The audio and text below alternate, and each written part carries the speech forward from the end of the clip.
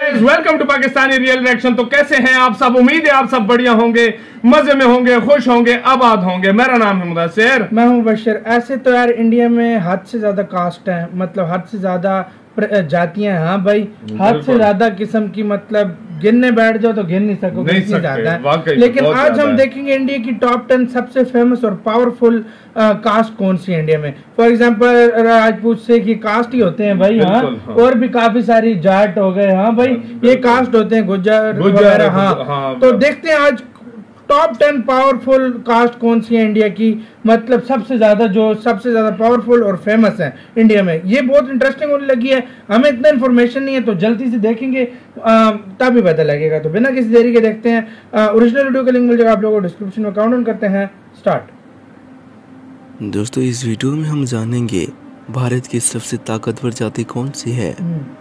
भारत की पावरफुल जाति की इस जानकारी को हम भारत के इतिहास के आधार पर बताएंगे, जिससे आपको सही जानकारी मिल सके। किसी भी जाति का तुलना करना आसान नहीं है, लेकिन हमें हमारा इतिहास इस चीज को सरलता से करने की अनुमति देता है। तो आइए जानते हैं भारत की सबसे ताकतवर जाति कौन सी है। नंबर 1, ब्राह्मण। दोस्तों, ऐसा मानव जो स्वयं ब्रह्मा के समान हो उसे ब्राह्मण कहते हैं। इनमें अत्यधिक बुद्धि और शक्ति होती है। भारतीय इतिहास में इस जाति को सर्वोपरि बताया गया है, जो राजा से भी बढ़कर है। इसीलिए भारत की सबसे ताकतवर जाति मानी जाती है। राजा अपने दरबार के ब्राह्मण की इजाजत के बिना कोई कार्य नहीं करते थे तथा सभी प्रकार के कार्यों में ब्राह्मण का परामर्श और आशीर्वाद जरूर लेते थे। और दोस्तों, ब्राह्मण जातियाँ भारत के उत्तर प्रदेश, बिहार, उत्तराखंड, मध्य प्रदेश, हिमाचल प्रदेश और हरियाणा जैसे राज्यों में अधिक पाए जाते हैं। नंबर 2, राजपूत। दोस्तों, राजपूत का अर्थ होता है राजा का पुत्र, अर्थात ऐसा व्यक्ति जो किसी शासन करने वाला व्यक्ति का वंश हो तो उसे राजपूत कहेंगे। भारत में राजपूत का इतिहास बहुत शक्तिशाली रहा है, इसीलिए भारत का दूसरा सबसे ताकतवर जाति माना जाता है। इनके अंदर शारीरिक ताकत और निर्णय लेने की शक्ति बहुत अच्छी होती है। बचपन से ही इन्हें युद्ध से जुड़ी हुई गतिविधियां अच्छी लगती है। और दोस्तों, ये ताकतवर जाति भारत के बिहार, उत्तर प्रदेश, हरियाणा, हिमाचल प्रदेश, मध्य प्रदेश और पंजाब जैसे राज्यों में पाए जाते हैं। नंबर 3, भूमिहार। दोस्तों, भूमिहार का अर्थ होता है भूमि का मालिक, अर्थात जिसके पास अधिक भूमि होता है उसे भूमिहार कहते हैं। अंग्रेजी शासन में भूमिहार बहुत शक्तिशाली हुआ करते थे तथा इनके पास अत्यधिक भूमि और शक्ति होने की वजह से उन्हें भारत की सबसे ताकतवर जाति में गिना जाता है।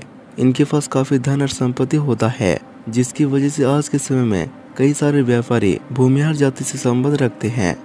और दोस्तों, ये ताकतवर जाति भारत के बिहार, उत्तर प्रदेश, झारखंड जैसे राज्यों में पाई जाती है। नंबर 4, अहीर। दोस्तों, अहीर जाति का मुख्य पेशा पशुपालन होता है और ये शारीरिक शक्ति से काफी बलवान होते हैं।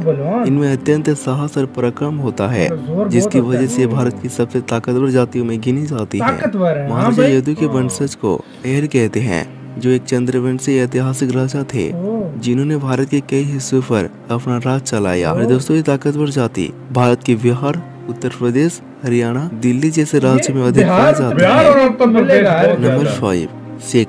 दोस्तों, सिख धर्म को मानने वाले को सिख कहते हैं और भारतीय इतिहास में उनका योगदान अत्यंत साहसीपूर्ण रहा है।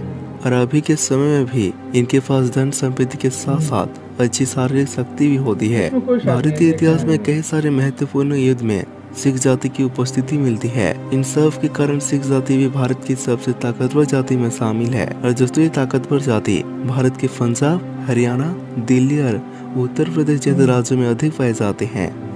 नंबर 6, कुर्मी। दोस्तों, कुर्मी शब्द कृषि शब्द से लिया गया है। ऐसा माना जाता है कि कुर्मी जाति का मुख्य पेशा कृषि है। भारत के इतिहास में उज्जैन में होने वाले विद्रोह में कुर्मी जाति ने राजपूतों के साथ मिलकर लड़ाई की थी। और दोस्तों, भारत की आजादी में अंग्रेजी के खिलाफ विरोध प्रदर्शन में कुर्मी जाति का बहुत बड़ा योगदान रहा। कुर्मी जाति से जुड़े हुए लोग अत्यंत साहसी एवं बलवान होते हैं। और दोस्तों, ये ताकतवर जाति भारत के बिहार, झारखंड, पश्चिम बंगाल, उत्तर प्रदेश, हरियाणा जैसे राज्यों में पाए जाते हैं। नंबर 7, जाट। बहुत अच्छी हुआ करती थी।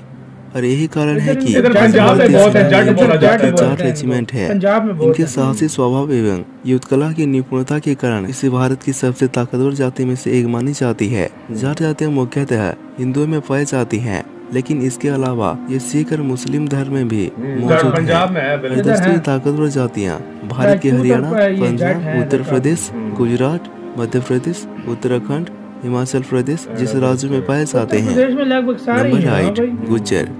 गुज्जर एक प्रतिष्ठित जाति है जिनके पास अच्छे युद्ध कौशल और शारीरिक शक्ति होती है, जिसकी वजह से काफी ताकतवर और प्रभावशाली होते हैं।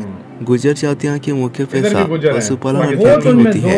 इसके अलावा भारतीय सेना में गुज्जर जातियों की अच्छी खासी संख्या देखने को मिलती है, क्योंकि यह भारत की सबसे ताकतवर जाति में से एक है। दोस्तों, ये ताकतवर जाति भारत के दिल्ली, राजस्थान, हरियाणा, उत्तर प्रदेश और जम्मू कश्मीर जैसे राज्यों में अधिक पाए जाते हैं। नंबर 9, मीणा। दोस्तों, मीणा जाति भारत के प्राचीन जातियों में से एक मानी जाती है। यह मुख्य रूप से मत्स्य पालन और पशुपालन करते हैं, लेकिन इसके अलावा इनमें अत्यंत साहस और वीरता होती है, जिसकी वजह से ये भारत की सबसे ताकतवर जातियों में गिनी जाती हैं। मीणा जाति को राजस्थान के ऐतिहासिक शासकों में भी गिना जाता है, जो राजस्थान के कई भाग पर राज करते थे। और दोस्तों, ये ताकतवर जाति भारत के राजस्थान, उत्तर प्रदेश, हरियाणा, दिल्ली और मध्य प्रदेश जैसे राज्यों में पाए जाते हैं। नंबर 10, रेड्डी। दोस्तों, विजयनगर राज्य में रेड्डी जाति का उदय हुआ था। ये जाति अत्यंत साहसी और बलवंत तथा पराक्रमी होते थे। शुरुआत में रेड्डी जाति को शासक के रूप में नहीं माना जाता था, बाद में उन्होंने अपना बल का प्रदर्शन करके हासिल कर लिया था। इसीलिए रेड्डी जाति को भारत की सबसे ताकतवर जाति में से एक माना जाता है। इनके शासकों में नरसिंहा रेड्डी का नाम बहुत प्रसिद्ध है, क्योंकि इतिहास में हमें इनके पराक्रम और साहस के सबूत मिलते हैं। और दोस्तों, रेड्डी जाति भारत के आंध्र प्रदेश, तमिलनाडु, केरल आदि राज्यों में पाए जाते हैं। दोस्तों, यदि हम वर्तमान भारत की बात करें तो किसी भी व्यक्ति की जाति उनकी काम से निर्धारित होती है।